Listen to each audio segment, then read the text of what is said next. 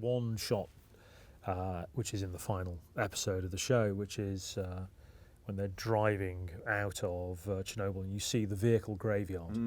And that, to me, summed up the whole approach to the program, because it's a beautiful shot and it's very haunting, and it doesn't overstay its welcome. Can you tell me a little bit about how you went about making that shot?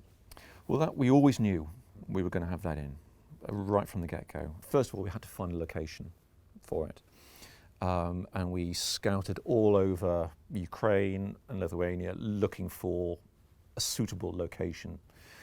And eventually we found this abandoned airfield in Lithuania, and you had a lovely long road. We had a very, very nice angle. We were on a slight rise. But what we had to do was we had to fill it with trucks, decaying vehicles, helicopters, fire engines, ambulances, buses, cars, jeeps, all sorts of things.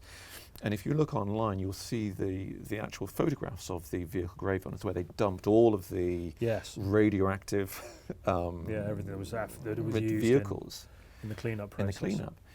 So scale was an important thing. How do we get that scale? Well, one of the great things that that Luke did was he scoured all over Eastern Europe original vehicles. So we actually had on the day, I think it was about 5 or 6 original trucks, right, and 3 fire engines that we'd used in the firefighting sequence, and we shipped them out into this place. Sure. And I said, right, well, what we need to do is we need to position these strategically on the road and various points, so that we've always got a sense of scale. So when we bring it back into post, I know what the scale is. I know what the lighting conditions are. I know what colour red should be. I know what colour green should be. I know what colour black should be. So we scattered these around, and that gave us the sort of the footprint for our big shot. How did you go about then making the rest of the vehicles? Are they are they CG? Or? They're all CG, right? All CG, and any opportunity that we found to do some photogrammetry of a car, a truck, anywhere at all, we always made sure that we did so. And what you need is a sense. You don't need crystal detail. No. And as long as you get a sense of something, the perception is that everything works. Nobody ever sees detail in pixel quality. And how did you go about shading them and giving them the textures? Well, a lot of them were all from pure photogrammetry, so they came with their photographic textures. Came with their textures.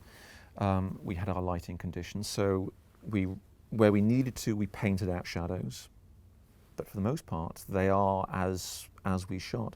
The Mi-8 helicopters, which are our main helicopters that we fly around Chernobyl in, we built a version of that, a fully authentic version of that. We had a version, which was a white version that we used in Lithuania, which we had LiDAR'd, and then we completely rebuilt it, retextured it in old military livery. So whenever you see any, Legasov and Shubina getting out of the commissioned helicopter as when they arrive at Chernobyl, that's a full CG helicopter. Fantastic. Well, it's an amazing achievement. And the show is, the popularity of the programme speaks for itself, and I think it's always a tribute to the work that the visual effects team does when nobody talks about the visual effects. They just talk about the reality of what they're looking at, and people are talking about the historical authenticity of it, the reality and the performances, the gripping nature of the drama. So congratulations, Max, to you and all the team and everybody who worked on the visual effects of Chernobyl.